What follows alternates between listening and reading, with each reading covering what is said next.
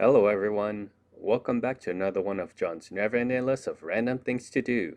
And for today's video, I will be working on my 1985 Toyota Celica Supra. I will be replacing this single DIN with this double DIN Pioneer radio. So let's get started. First we're going to remove these 5 tabs. All you have to do is grip them tightly and then pull it off. Next you want to remove these 3 Phillips screws, and you might notice I'm missing the one at the top. Once those 3 screws has been removed, remove this trim out of the way. Now you want to remove these 2 screws. Moving on down to the ashtray, just lift the lid up, pull it out, and remove these 4 screws. At this point, you've removed all the screws holding this trim down, so move it to one side slightly and remove these connections. To remove the cigarette lighter connection, simply press the tab and wiggle it out. Next to come off is the AC switch. All you have to do is pry this tab up and pull it apart. The last piece is the light for the ashtray, and it just popped out by itself. Now we're finally at the bracket for the stereo, so there should be 2 screws here and 2 screws here. So go ahead and remove those screws, and once you've done so, the radio should be ready to come out. With the radio out, go ahead and disconnect everything. As you can see, this harness is already aftermarket, but we're going to start over, as if you've never had anything modified. So this is the wire kit I got that connects to the OEM harness. I will link it in the description below. Here is the harness that connects to the radio. I'm going to strip every wire that I need and crimp it down to the aftermarket harness. Since both harnesses were aftermarket, the connection was pretty simple, just match the colors. I did remove the blue wire since I would not be using power antenna anymore. I will show you what I did with the blue cable later. This is the green cable for your e-brake, so while you're in park and your e-brake is on, it will enable you to watch movies. I'll show you what I did to bypass it. This is one option for a bypass unit you can purchase, and you can purchase this item just about anywhere. The connection is pretty straightforward as well. Match the green with the green, the blue with the blue, and the black with the black. This here is another option you have. All you really need is a simple relay, and you can create this bypass yourself. So transferring that schematic over, you should end up with something like this. And the ground will be grounded right here. Now that everything is connected and figured out, I'm just going to tape this up so it doesn't make contact with anything else. Now setting our focus back to the radio. I ended up ordering an original bracket just to see how the fitment was. I then found out it wasn't going to work. Even though the radio was pushed back as far as possible, I was still about ½ an inch away from the mounting points. So I needed a radio kit that would push these tabs about ½ an inch backwards, about here. Here are all the radio kits that I used. All of them did work, but some of them required a lot of modifications. But this one here was the most easiest and straightforward kit possible. I would highly recommend this one. So here's the actual kit. These are the set of instructions they give, specifically for the Supra. So following the instruction, this is what I end up with. This took some time to process. If you look at one side, it's labeled with A, and if you flip it over, it has a B. With that being said, now it's time to modify this bracket so it works properly with our radio. You see these here? We're gonna have to trim all of it off. So grabbing a pair of cutter, or whatever you're using to cut, just cut all of these pieces off. If you are using a cutter and you still have these remains, go ahead and follow through with a flush cutter and just cut all these pieces off until the surface is completely flat. When you're done, you should have something like this. Alright, and that's looking good. So let's work on installing it. Remember, you want the tabs around here. I proceeded to apply the bracket and aligned the tabs where I was guessing where it needed to be. I then found out the hose on the bracket aligned with the mounting hose on the stereo. So I went on ahead and installed my screws. For this mounting point here, you're going to have to cut the trim open. These are the 4 tabs that you're going to have to cut. And if you look inside, it aligns right up. That being said, go ahead and do the same for the bottom one. Now that one side is done, let's move on to the other side. So applying the original bracket, let's just say we need the tabs about here.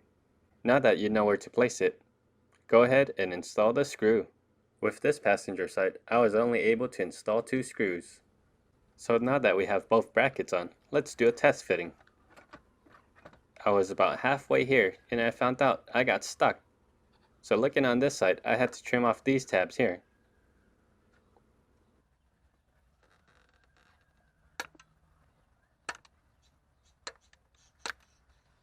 With those tabs out of the way, the radio slid in easily, and it fit perfectly. Radio fitment is done. Next is our USB cable. All you need to do is slide it under here like this. I chose this location for my installation because the ashtray is easily removable, and I can get access to the USB stick whenever I want. Now it's time to find out where I want the mic. So I took some time and looked around the car for a perfect spot, and I thought, hey, why not this spot right here? I then proceeded to remove this trim.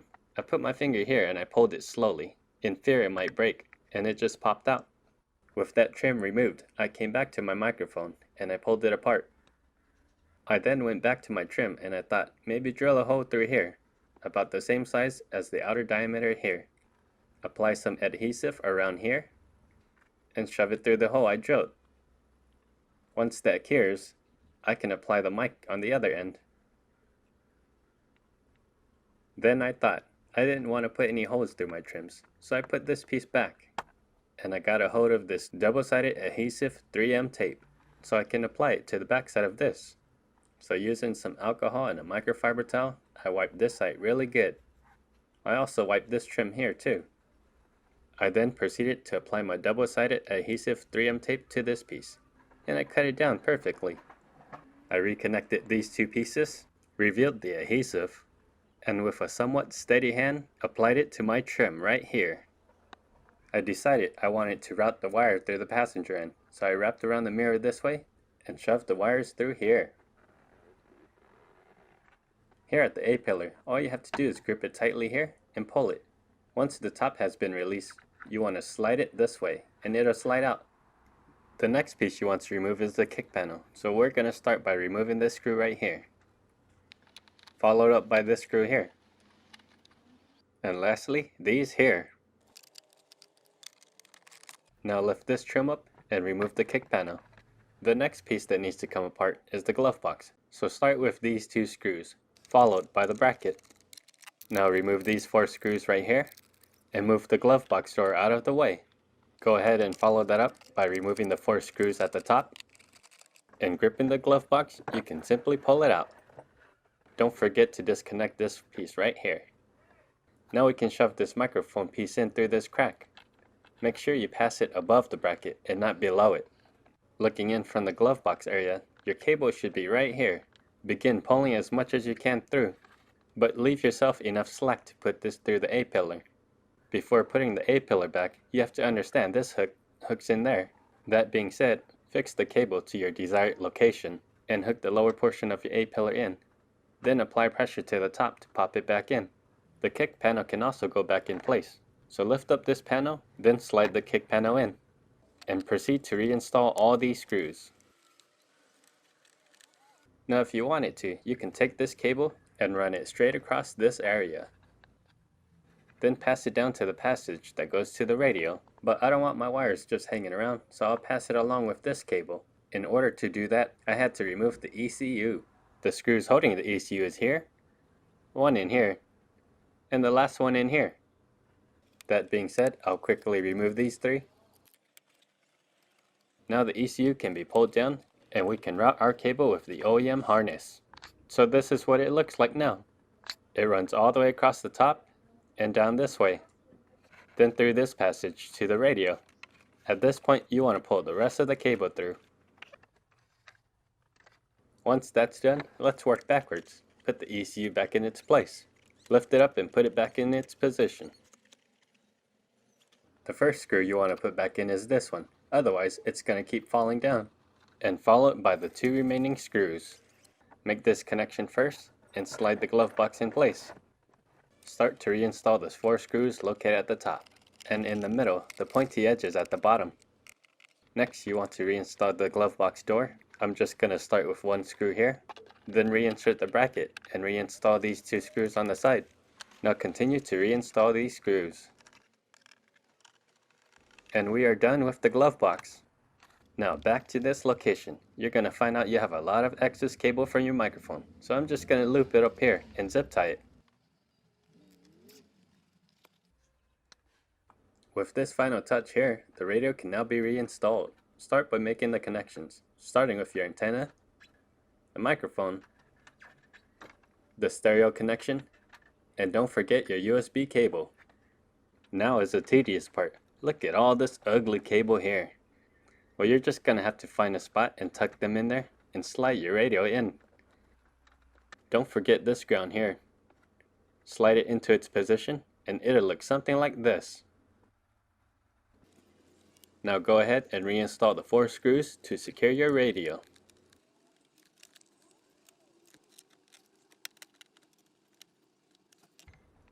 Next up is this trim here.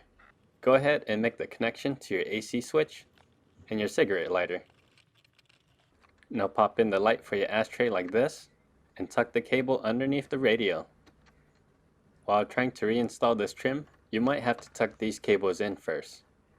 As a note, you might have to trim a little off here on the side and a little here on this side as well, but I was against that, so I'm just gonna brute force it in.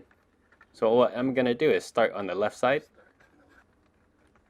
push it in there as good as possible, and on the right side you can just pull it and wrap it around the stereo.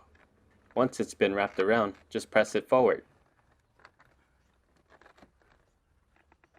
Now proceed to install these 4 screws. Up next is the ashtray. It just barely clears the front of the radio, but it fits, and hey look, it still opens. Now moving on up, go ahead and reinstall these 2 screws. Follow that up by inserting this trim and reinstalling the 3 screws here. As a reminder, I'm missing the top one. Finally, we are down to the last pieces. Reinsert these tabs.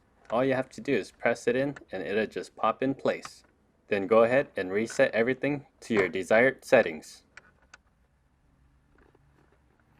So taking one last look at the microphone, it looks pretty good and it's barely noticeable.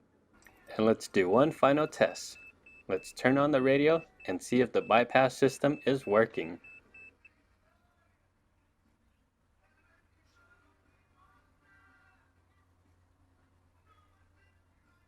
We've reached a final conclusion on item 9. Illegal!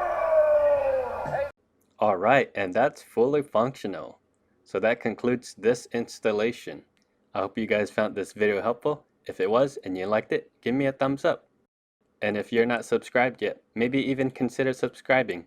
Thank you all for watching, and I will see you guys for the next random project.